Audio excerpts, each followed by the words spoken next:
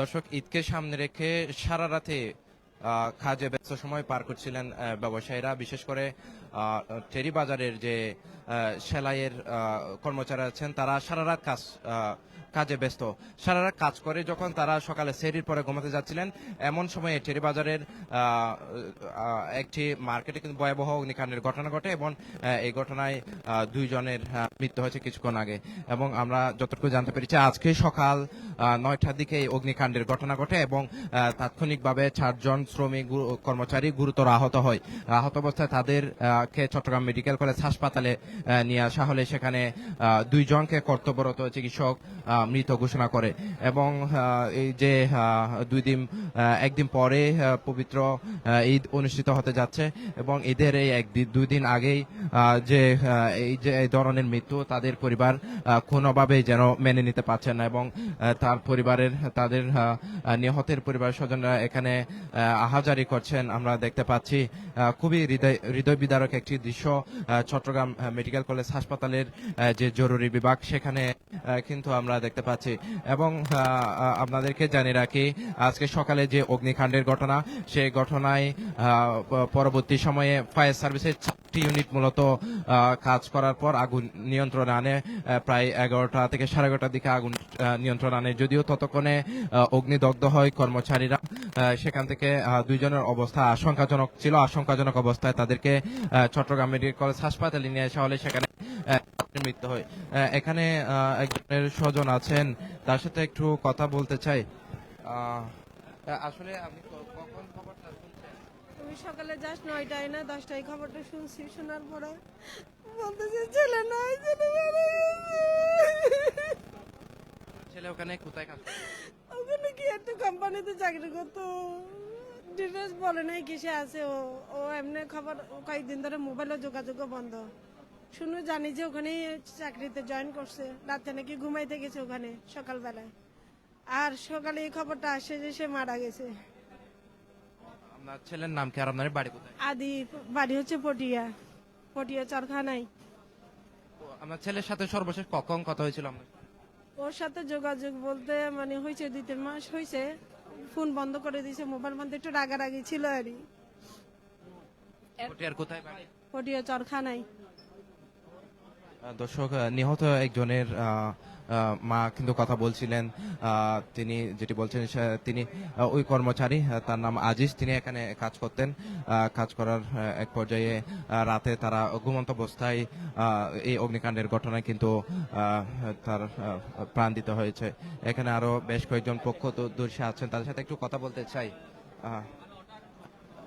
ভাইয়া, একটু কি হয়েছিল? জি, মানে ওনারা ওখানে কারখানায় ছিল আর কি। ওনারা রাত্রি যাপন করে আর কি, রোজা মাস উপলক্ষে ওনারা দুইজন এখানে থাকে ওইখানে কারখানায়।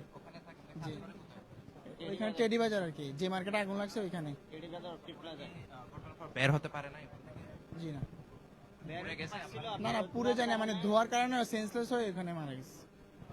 নামটা কি ওনাদের? মোহাম্মদ ইনুস। আরেকজন নাম, ওর নাম আপনি হাদি শুনছি।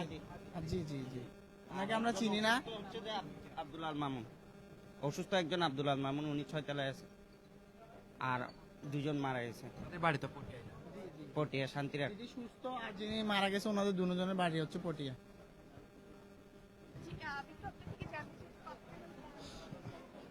দর্শক, এখানে টেরি বাজারের বেশ কয়েকজন ব্যবসায়ী তারা কথা বলছিলেন। তারা মূলত রাতে কাজ করে ঘুমাচ্ছিলেন। সেখানে বেশ কয়েকজন কর্মচারী ছিলেন এবং কাণ্ডের পর তারা কিন্তু বের হতে না পারায় মূলত তারা আগুনের যে লেলিহান শিখা বন্ধুয়া সেটির কারণে সেন্সলেস হয়ে মৃত্যুবরণ করছে বলে আমরা। এবং নিহত যে দুইজন কর্মচারী তাদের লাশ কিন্তু এখানে চট্টগ্রাম মেডিকেলের লাশ করে রয়েছে। এবং এখানে যারা নিহত আহত হয়েছেন তাদের পরিবারের সদস্যরাও কিন্তু এখানে এসেছেন, তাদের বন্ধু বান্ধব এবং যারা কর্মচারী এখানে কাজ করে ব্যবসায়ী তারাও এখানে রয়েছেন।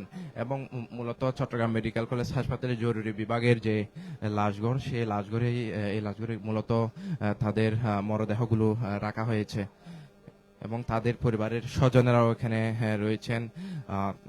ঈদের একদিন আগে এই ধরনের মর্মান্তিক ঘটনা তারা কোনোভাবেই যেন মেনে নিতে পারছেন না এবং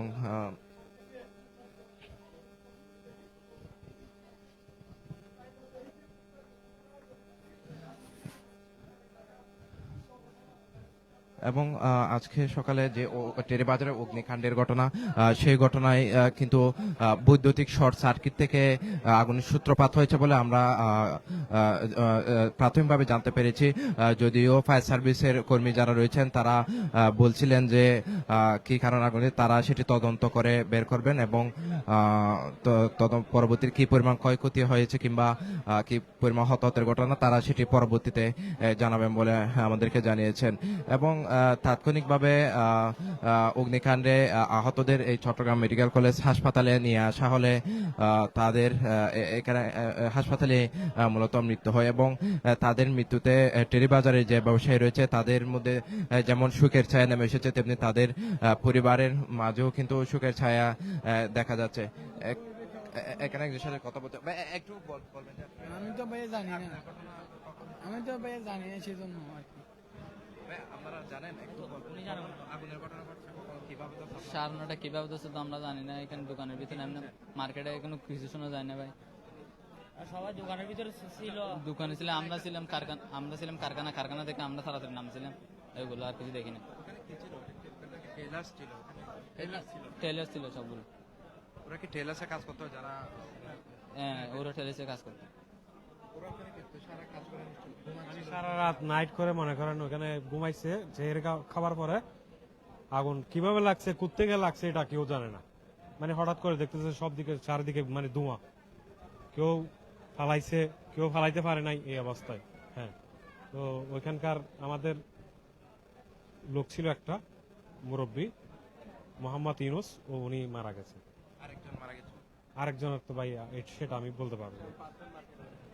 হ্যাঁ, দর্শক শুনছিলেন মূলত টেরিবাজারে অগ্নিকাণ্ডের ঘটনায় এখন পর্যন্ত 2 জন নিহতের খবর আমরা পেয়েছি।